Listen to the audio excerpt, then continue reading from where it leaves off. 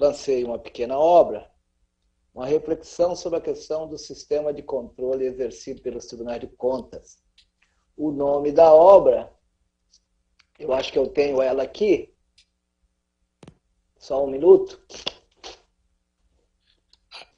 Aliás, assim que terminar a pandemia, o conselheiro virá ao Rio Grande do Sul a nossos convites, se aceitá-lo, será uma honra, para fazer lançamento da sua última obra, né? Isso já estávamos acertados, mas a pandemia, de certa forma, desviou o nosso curso. Desviou. Mas eu lancei recentemente essa obra para a nossa queridíssima auditora, chamada Os Tribunais de Contas no Estado Democrático de Direito e os Desafios do Controle Externo. Eu, nesta obra, não sei qual que é o meu tempo aí, mas nesta obra, eu procuro fazer uma reflexão, colocando, primeiro rompendo com uma tradição dos tribunais de contas do Brasil, não só eu, hoje isso reúne a maioria dos que pensam o controle externo exercido pelos tribunais de contas. Mas primeiro, eu exatamente trabalho a ideia de que o controle externo exercido pelos tribunais de contas tem como principalidade a questão do chegar antes do desperdício do dinheiro público. E aí eu desenvolvo toda uma ideia de controle prévio e controle concomitante.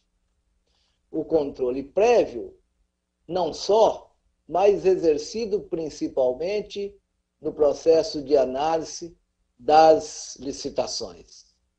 E o controle concomitante, principalmente na questão da execução contratual.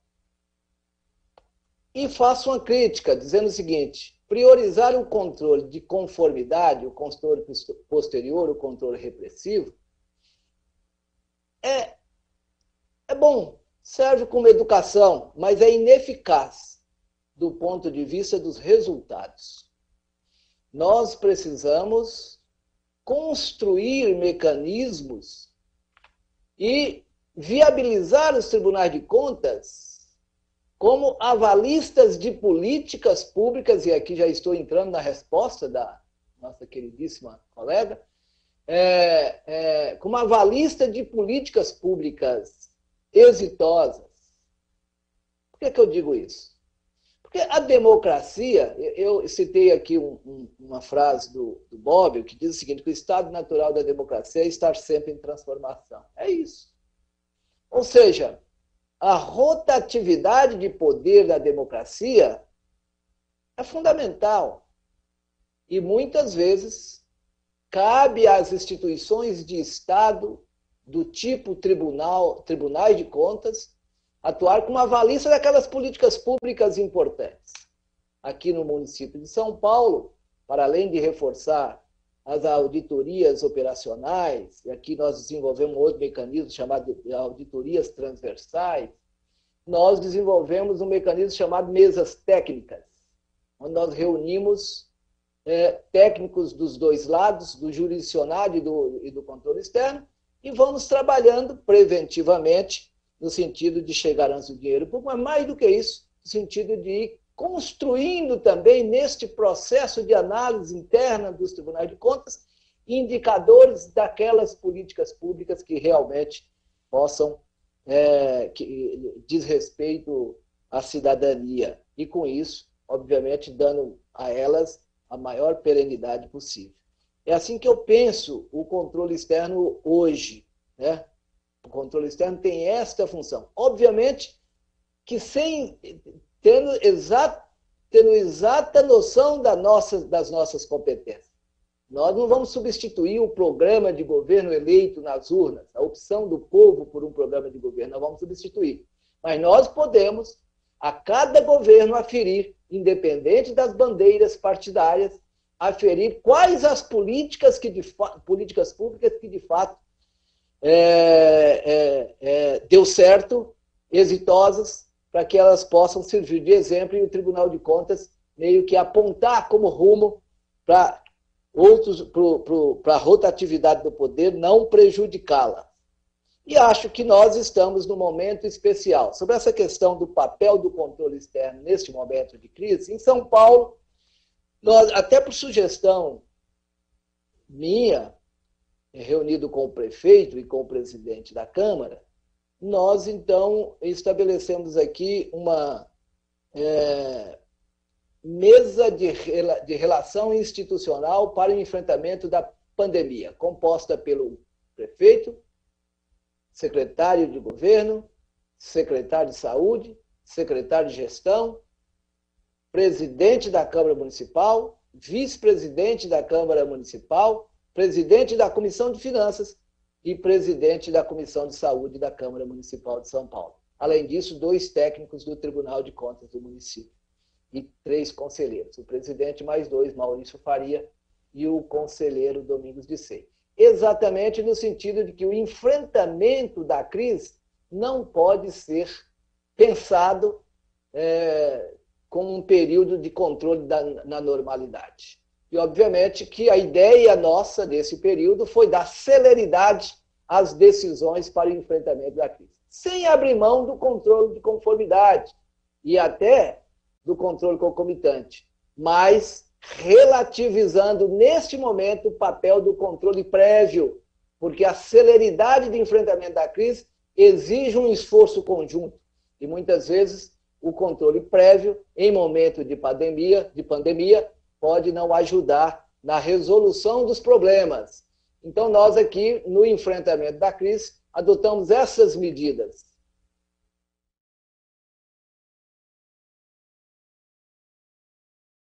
Antes de passar às considerações finais, registrar que eu acho que uma das maiores conquistas da humanidade foi exatamente buscar um sistema político que possibilitasse o controle efetivo da sociedade do poder. Isso implica, obviamente, num modelo complexo, que a democracia é um modelo complexo, mas é um modelo que possibilita a sociedade controlar o poder. Então, esse é o primeiro registro.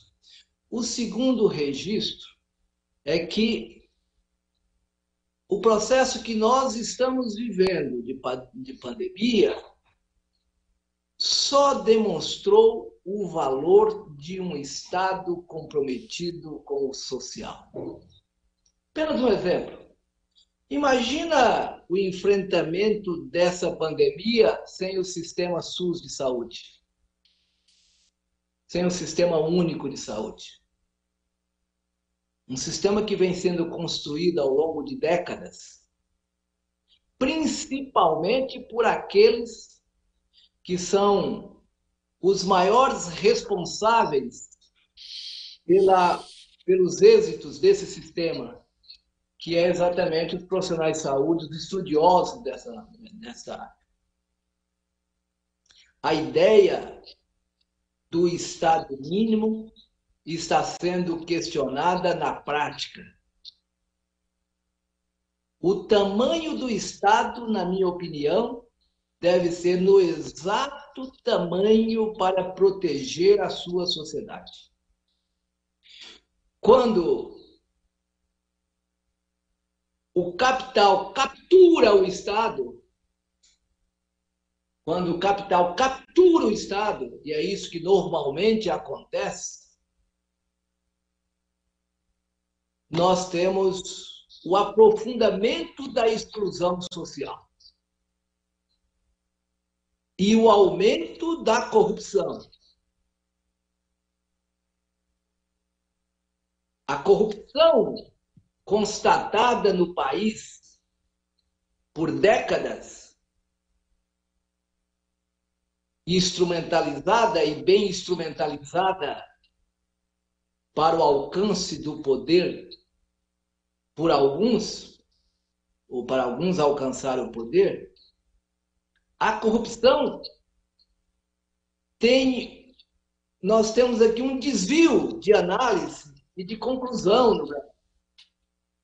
Quem olha o Brasil acha o seguinte: o Brasil, nós temos um monte de políticos corruptos. Coitados dos empresários, foram corrompidos. É o contrário.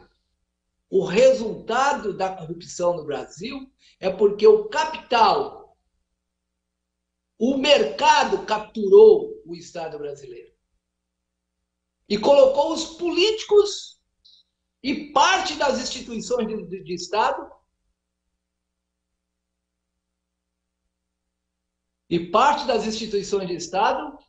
a seu serviço.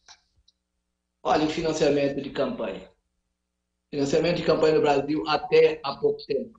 Era exatamente isso.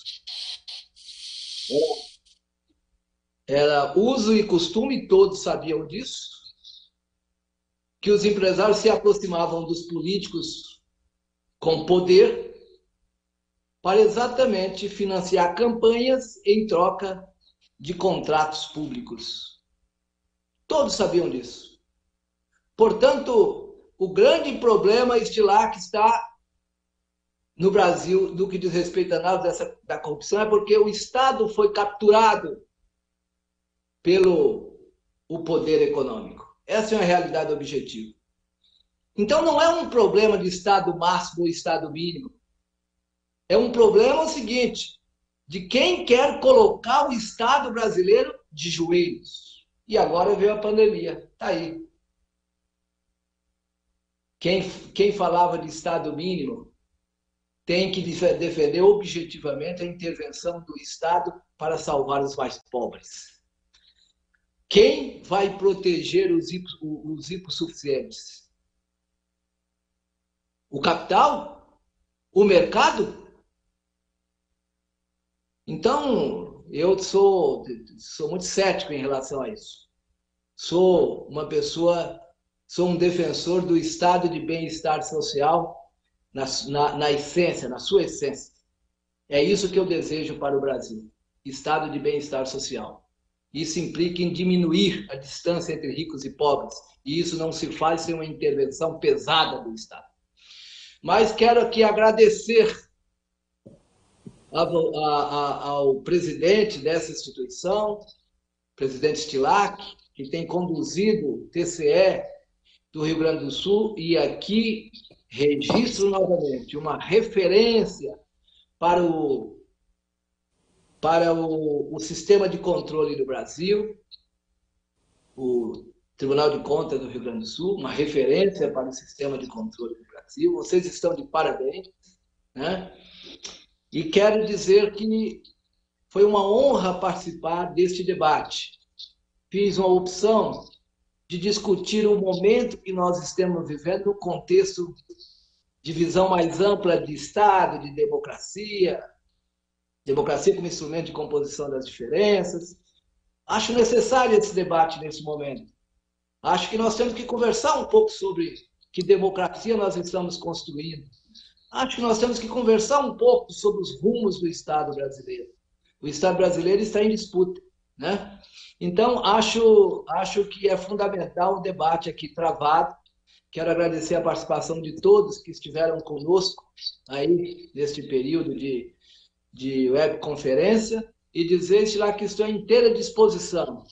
O Tribunal de Contas do município de São Paulo quer estreitar ainda mais essa relação com o Tribunal de Contas do Rio Grande do Sul, uma parceria importante para que nós possamos fazer cada vez mais do controle externo brasileiro exercido pelos Tribunais de Contas um instrumento de construção de cidadania, um instrumento de construção de políticas públicas decentes, exitosas, um instrumento de construção da democracia. Muito obrigado, conta sempre conosco, conta com este presidente, conta aqui com o conselheiro Maurício Faria, um parceiro na construção deste modelo de controle externo que defendemos, com o conselheiro corregedor aqui, Edson Simões, também um grande parceiro, conselheiro vice-presidente do Tribunal de São Paulo, Tribunal de Contas do município de São Paulo, Roberto Braguin, e do nosso grandioso católico Domingos de Sei também, que forma essa equipe com quem eu conto para tocar esse trabalho de controle externo aqui na cidade de São Paulo. Muito obrigado. E quero também estender os cumprimentos a todos os funcionários, os brilhantes funcionários do Tribunal de Contas do Rio Grande do Sul e do município de São Paulo. Aqui nós temos quadros técnicos da mais alta qualidade. Faz a diferença do controle externo na cidade de São Paulo. Quero cumprimentar a todos aqueles que estão nos assistindo neste momento.